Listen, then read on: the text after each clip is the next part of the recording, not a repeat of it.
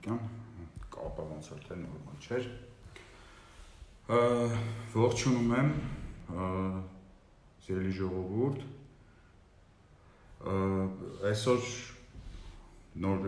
ժամը 4-ի կողմերը տեղեկացա, որ հարձակում է տեղի ունեցել Հայելի ակումբի հայտնի հեռուստա հաղորդավար եւ լրագրող Անժելա Թովմասյանի գրասենյակի նկատմամբ, ինչպես նաև այդ նյութին հրապարակմանը գծված էր նաև տեսանյութ։ Ես կցանկանամ մի քանի բառով ուղղակի իմ ունեցած, իմ ձեռքի տակ եղած բոլոր այս պայծրության փաստերը այդ քաղաքացիների նկատմամբ հարձակումների, իրականացված հարձակումների մասին այդ փաստերը մի քանի բառով ամփոփեմ։ Խոսքը վերջին 1 տարվա մասին է գնում, ուղիղ 1 տարի առաջ, հոկտեմբերի 11-ին կլրանը 1 տարին, adekvat նկարանող խմբի նկատմամբ իրականացվեց իր ձևով բովանդակությամբ նմանատիպ առաջին հարձակումը նոր Հայաստանում, այսպես կոչված Թավշյա ոչ բռնի Հայաստանում, հարձակումը իրականացվեց adekvat-ի նկարանող խմբի նկատմամբ 3 հոգուց բաղկացած, մենք գնացել էինք Մարալիկ քաղաք, որտեղ նկարանումներ էինք իրականացնում եւ որտեղ մենք հանդիպեցինք մարդկանց, ովքեր կոնկրետ գործողությունները կարգավորվում էին ԱԱԾ-ի աշխատակիցների կողմից, այնտեղ տեղում, մենք մինչև այս անունները այդ աշխատակիցների, ովքեր ներկա են եւ ովքեր հեռախոսով հրահանգներ էին ստանում, այդ աշխատակիցների անունները չենք տալիս, զուտ, որովհետեւ ԱԱԾ աշխատակիցների անունները տենց չենք սիրում շատ տալ։ Այդ խումբը դժգոհություն էր հայտնում մեր այդ օրվանից եւ մոտ մի ամիս առաջվա ինչ որ adekvat-ի մեր թողարկումներից մեկի ինչ որ հետ կապված խնդիրներ ուներ ու այսպես մի անգամից իրանք հարձակվեցին, մենք փորձեցինք այդ հիմնական մասը ինչը կար ուղիղ եթերով ցուցադրել, որպեսզի մարդիկ հնարավորություն ունենային այդ ամեն ինչը տեսնելու։ Չգիտես ինչու մեզ տարան ոստիկանություն, շատ խնդալու էր, որտեղ սկզբից փորձում էին մեզ համոզեին, որ ցենց տիպը ոչ մի բան չգրենք, գնանք բան եւ այլն, հետո ոստիկանապետը եկավ անձամբ շատ երկար խնդրեց, որպեսզի մեզ ասաց, որ մեր կյանքին վտանգ է սպառնում ու մեզ շատ խնդրեց, որ անպայման բան անենք, ոստիկանական ուղեկցումով մարզից դուրս գանք, որովհետև կրկնում եմ նա մի քանի անգամ ասաց, ձեր կյանքին վտանգ է սպառնում։ Մի քանի օր չանցած ոստիկանությունը հրաժարվեց, նույն ոստիկանությունը, որ ասում էր, որ մեր կյանքին վտանգ է սպառնում, այդ նույն ոստիկանությունը մերժեց քրեական գործառույթել, հասկանում եք, աբսուրդը որն է։ Ինչ եղավ, հա, դրանից հետո մենք ահագին երկար ժամանակ այս թեմայից չենք խոսել, հիմա կցանկանամ մի քանի բան ասել։ Այդ օրվանից անցել է մի տարի, ոստիկանության որոշումը մենք բողոքարկել ենք տարբեր ատյաններում եւ մեր փաստաբանները ի վերջո հասել են հաղթանակի։ Ուղիղ 1 տարի անց վերաքննիչ դատարանի արդեն որոշումը ունենք, որով պարտադրվելու է քրեական գործի հարուցումը Մարալիկի դեպքերի հետ կապված։ Դա օրեր առաջ է եկել այդ որոշումը, այսինքն մի տարի մենք բոլոր ատյաններով անցանք ու մի տարի հետո պարզվեց, որ իրոք այո, դա քրեական գործ հարուցելու հիմքեր իրականում կային, իսկ ոստիկանությունը չէր հարուցել այդ քրեական գործը։ Ինչևէ, հիմնական մարտը այս առումով դեռ առջևում է, սա Մարալիկի մասով, հա։ Մենք Մարալիկից կարճ ժամանակ անց հիշեք ռեստարտի վաստակները, երբ որ հարձակում գործեցին գիշերով, տենց մի մեծ խմբով ու տենց հետևից շակալների նման հարձակվեցին իմ տան մոտ, իմ վրա, իմ տան շքամուտքի մոտ։ Այս թեմայով երկար այս պահին չեմ ծավալվի, որովհետև նաև այս հայելի նկատմամբ այս ռեպրեսիան ինձ ստիպեց, որ ես երկուշաբթի օրը մի ցնցող հրապարակում եմ անելու, ցնցող շեշտում եմ, սա հատուկ ասում եմ նաև ԶԼՄ ներկայացուցիչներին, բոլոր ԶԼՄ ներկայացուցիչները երկուշաբթի օրը թող սպասեն ցնցող հրապարակման, որը ես կտեղադրեմ իմ Facebook-յան էջում։ Այդ ցնցող հրապարակումը վերաբերվում է Restart-ի վաստակների այդ խուլիգանախմբի, որոնք իդեպ ֆինանսավորվում են եւ հիմնադրվել են Սորոսի գրասենյակի կողմից, այդ խմբի գործունեության հետ կապված ցնցող կրկնում եմ հրապարակում եմ անելու։ Ոչ թե ուղղակի պրոստը տենց հրապարակում, որը հետաքրքիր չէ, ցնցող հրապարակում։ Սա Restart-ի վաստակների մասին, այսինքն հաջորդ հարձակումը դեպի այլախոհությունը իրականացվեց Restart-ի վաստակների կողմից, իդեպ հենց այդ նպատակով էլ այդ խումբը հավաքագրված է Սորոսի կողմից, այսինքն հավաքագրված է մի հատ խուլիգանախումբ, որին ըստ անհրաժեշտության, որի միջոցով փորձում են ուժային ճնշումներ իրականացնել բոլոր այն մարդկանց նկատմամբ, բոլոր այն ուժերի նկատմամբ, ովքեր իրանց պատկերացումներից տարբերվող կարծիք կունենան, այսինքն իրանք տենց փողով ցուցարարներ են, փող են ստացել այդ ցույցմույցը անելու համար եւ փող են ստանում այդ հարցակումները կազմակերպելու համար։ Restart-ի վաստակների մասին, ինչպես ասեցի, երկուշաբթի օրը ավելի մանրամասն, սա իմ հիշելով երկրորդ բռնությամբ այսպես հարցակումներ։ Հաջորդը Հրանտ Մարգարյանն էր, կհիշեք, որ Հրանտ Մարգարյանը իր թորնիկից բոսնում էր օպերայի տարածքում ու մի խումբ մարդիկ, ովքեր տենց ինչ-որ հարցեր ունեին Հրանտ Մարգարյանի քաղաքականության հետ միգուցե եւ չգիտեմ ինչ, իրանք փորձեցին հարցակվեն ու քաշքշեն Հրանտ Մարգարյանին իր թորնիկի հետ զբոսնելու ժամանակ։ Սա ուզում եմ պրոստը հիշացնեմ, էլի ձեզ, որ ցանկաց չմտածեք, որ սա առաջին դեպքն կամ եւ այլն։ Ու էլի քար լռություն, այս բոլոր իմ ասած հարցակումների ժամանակ իրավապաշտպանները, այսպես ճակերտավոր, որ ովքեր որ այս հեղափոխությունից հետո իմ տպավորությամբ տարականների նման սատկել են, որովհետեւ չկան այդ իրավապաշտպանները բռնության դեպքերը չեն դատապարտում այլևս, նույնիսկ միգուցե նաեւ ինչ որտեղ նաեւ ողջունում են, ամենայն դեպս իրենց լեքսիկոնից այդ եմ տեսնում, հա։ Սա մի հաջորդ դեպքն էր, երբ որ հարցակում եղավ մարդու վրա, որի կարծիքը կոնկրետ տարբերվում էր ինչ-որ մի հատ ոհմակի կարծիքից, հա։ Ու էլի, ինչպես միշտ, ինչպես այս բոլոր թվարկած դեպքերում, այդ հարցակվողները իրանք տես պրոիշխանական տեսակետի կրողներն էին, հա։ Իրանք կրում էին պրոիշխանական տեսակետի կրողներ, այսինքն կարճ ասած իշխանության ֆան կլուբի այս կամ այն խմբակի անդամներ էին, անդամներ, ովքեր որ ինչ-որ այդ ուժային բռնի մեթոդով փորձում էին բան անել, այսպես իրենց աջակցությունը հայտնել գործող իշխանության քաղաքականությանը։ Ձեզ հիշեցնեմ ՍԴ դատավոր Ալվինա Գյուլումյանի նկատմամբ հարցակումը քաշքշոց է, որը տեղի ունեցավ ՍԴ դատարանի առաջ, որը ըստ էության դարձավ այն որոշիչ պահը, ինչի համար մենք վետոյով հավաքվեցինք ու ցույց արեցինք ՍԴ առաջ, երբ որ տեսանք, որ ՍԴ դատավորը անպաշտպան է մնացել ոհմակի դեմ, մենք ըստ էության մենք արեցինք իր նմանը տեսակը չունեցող, ես չգիտեմ, կա աշխարհում եղել է այդպես դեպք, երբ որ ցուցարարները հավաքվեն ու բան անեն, ոստիկաններին կոչ անեն իրենց պարտականությունները կատարելու, ասեն մենք եկել ենք ձեզ օգնենք, որպեսզի դուք ՍԴ կարգ ու կանոնը պաշտպանեք, որպեսզի հարցակումներ չլինեն սահմանադրական դատարանի դատավորների վրա, որպեսզի մի խումբ ոչլոտ բոսյակ փրչոտներ չգան չհարցակվեն սահմանադրական դատարանի դատավորների վրա, չփորձեն այդ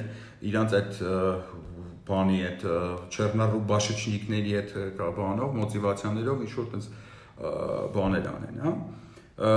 Սա եւս ոչ քրեական գործ հարուցվեց այդ մարդկանց նկատմամբ, ոչ որևէ իրավապաշտպան ծխտուն հանեց,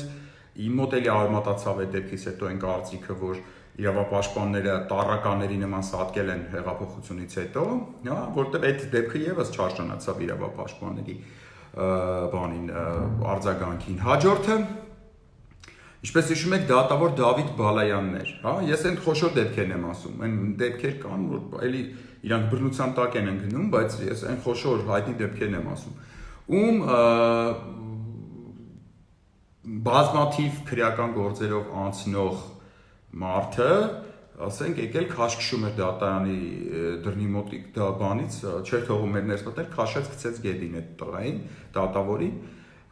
որը ես դատապարտեցի, Facebook-յան գրառումներով եւ որը էլի ըստ էության իշխանական քարոզչության կողմնակից մարդեր, այդ գործողությունը անող, այդ ապօրինությունը անող, այդ հանցագործությունը անող, որը էլի որևէ կերպով չի ենթարկվեց պատասխանատվության ու էլի իրավապաշտպանները, ինչպես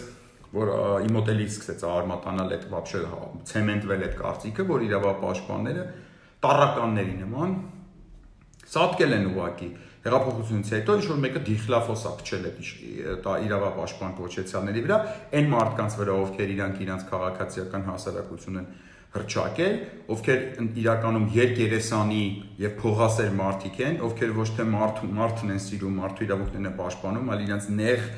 խմբային շահը, իրանց նեղ թիմային,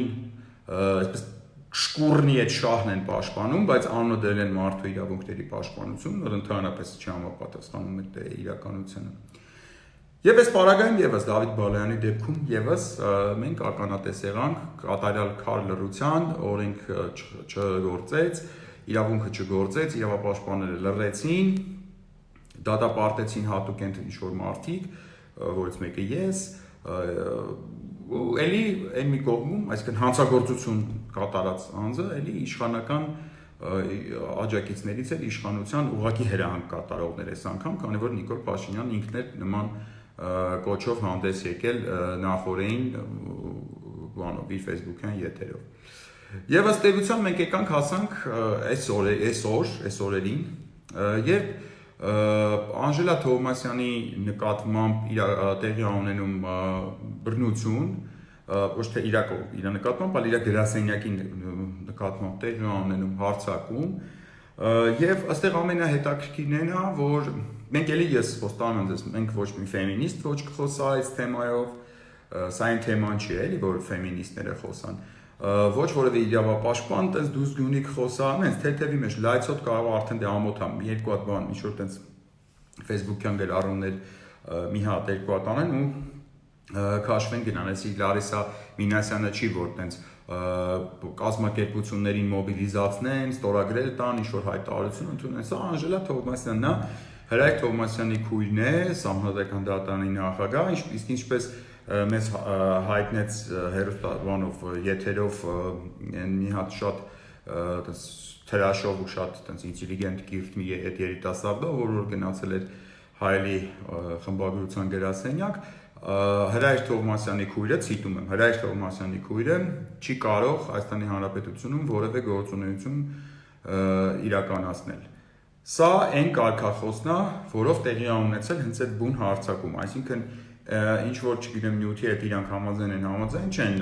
իրականում այդ շատ խնդալու պատճառաբանություն է, իրական հարձակման մոտիվացիան թաքնված է հենց այդ բառերի մեջ։ Հրայր Թովմասյանի քույրը իրավունք չունի Հայաստանի Հանրապետությունում իրականացնելու որևէ գործունեություն, այսինքն որևէ ինքը իրավազուր կա, ըստ այդ տղայի, հա, ինքը պետք է տնից դուրս չգա, որտեղ ինքը Հրայր Թովմասյանի քույրն է, հա, ինքը պետք է որևէ գործունեություն չծավալի, այսինքն չգիտեմ, դա ոնց է հնարավոր, բայց ամենայն դեպս ոնց որ դրան ենք գնում։ Մենք գնում ենք դրան, որ եթե մարդը Հրայր Թովմասյանի քույրն է, եթե սանիկն է կալանում են, եթե քույրն է, նույնիսկ զրկում են որևէ գործունեություն ծավալելու իրավունքից։ Սա ոչ այլ ինչքան ուղղակի ճնշում ընտանիքի անդամների միջոցով դեպի Սահմանադրական դատարանի նախագահ Հրայր Թովմասյանը ուղղակի գնահատել է մանկամտություն կլինի, հա, այսինքն սա է դա։ Սա ըստ էության բացահայտ ցինիկ, լկտի ճնշում է Հայաստանի Հանրապետության Սահմանադրական դատարանի վրա եւ մասնավորապես այդ Սահմանադրական դատարանի նախագահ Հրայր Թովմասյանի վրա։ Եվ գիտեք, մի հատ sense հետաքրքիր բան ասեմ, այս ժամանակները sense կգան կանցնեն ու օրինակ, ասենք, Վահե Գրիգորյանը պատմության մեջ կմտնի որպես մի մարդ, ով այտենց իր նախորդի ընտանիքի անդամներին ճնշելու, քրոջ վրա հարձակում կազմակերպելու, տարբեր տեսակ այսպես ստալինյան ոճով ազգային ժողովում ելույթների այդ ամեն ինչի արդյունքում ինքը եթե դառնա իհարկե դա այդ սաղի այդ փունջա բանում շնորհիվ այդ մարդը կդառնա սահմանադրական դատարանի նախագահ, իսկ սա արդեն ինքը հավերժ ոնց որ վիճակ է, այսինքն ինքը դες պատմության մեջ տենց է մտնելու։ Անցնելու է մի 30-40 տարի ու այդ մարդկանց սերունդները տենց իրանք այդպես են ճանաչվելու Հայաստանում, հա, ոնց որ 37 թվի մատնագրերի հեղինակների սերունդներն են ճանաչվել որպես տարբեր անմեղ մարդկանց նփուրը տվող մարդիկ, Սիբիրներ ուղարկող մարդիկ եւ այլն։ Այտենց էլ շատ կարճ է տևելու այս ամեն ինչը, ասեմ ձեզ, այդքան երկար չի տևելու ինչպես 30-ականներին է տևել, որտեվ նախ ինֆորմացիոն տարաշրջանում այս անրեսուրս վիճակում այն էլ էսենց կեղծ չինական բռնապետություն, չինական ոչ է տարմով էլի, չինական նկատում կեղծ այսպես լայցոտ բռնապետություն ստեղծելու, պահելու ռեսուրսներն այդպես այդքան մեծ չեն ու ես շատ կարճ ժամանակ հետո ուղղակի կանդադառնամ ես սրան, արդեն ավելի շատ անուն առանուն ու սա շատ բացառիկն է հնարավորությունն է տեսնել ու ֆիքսել այն մարդկանց, ովքեր որ հանուն իրենց կաշվի շահի, նույնիսկ պատրաստ են դիմացինի ասենք ընտանիքի անդամների վրայով անցնել, ընտանիքի անդամներին ճնշումների ենթարկել։ Եթե մենք Ստալինյան ժամանակաշրջանում ապրենք, ես վստահ եմ այս ամենը տեսնելով, ասենք Վահե Գրիգորյանը կնստեր մի քանի հատ մատնագիր կգրեր Հրայր Թովմասյանի վրա, Անժելա Թովմասյանի վրա, այդպես ընտանիքով, որ իրենց Սիբիր ուղարկեին կամ գնդակահարեին։ Դրանց ես արդեն պատկերացնում եմ կգրեր ժողովուրդների հայր Ստալինին, ժողովրդի թշնամի Հրայր Թովմասյանը, սա բաներ կգրեր, այնքան որ ազատվեր Հրայր Թովմասյանից ու զբաղացնել իր տեղը, իր աթոռը։ Ես Վահե Գրիգորյանին այսպես հաջողություն եմ մաղթում, եթե դա իր կյանքի նպատակը, աստվածը թող իր կյանքի նպատակին հասնի, իսկ այս պայից սկսած նա շատ կարևոր բան, հա, Ժորժ ջան։ Այս պայից սկսած մենք թևակողում ենք մի հետաքրքիր փուլ, որտեղ ցանկացած հրապարակային խոսք, անկախ այդ խոսքը ասողի քաշից, քաղաքական քաշից եւ այլն, ինքը կարա ունենա պատմական նշանակություն։ Այսինքն մենք հիմա ապրում ենք այն ժամանակահատվածում, որի մասին մենք արդեն փաստերով, որտեղ սա ինտերնետի դարաշրջան է, ու այդ ամեն ինչը YouTube-ներում բաներում պավելը, շատ կարճ ժամանակ անց մենք այս ամեն ինչին զուտ պատմական գնահատական ենք տալու, թե որ падգամավորը հելավ ազգային ժողովում սուտ մատնության ոճով ելույթ ունեցավ,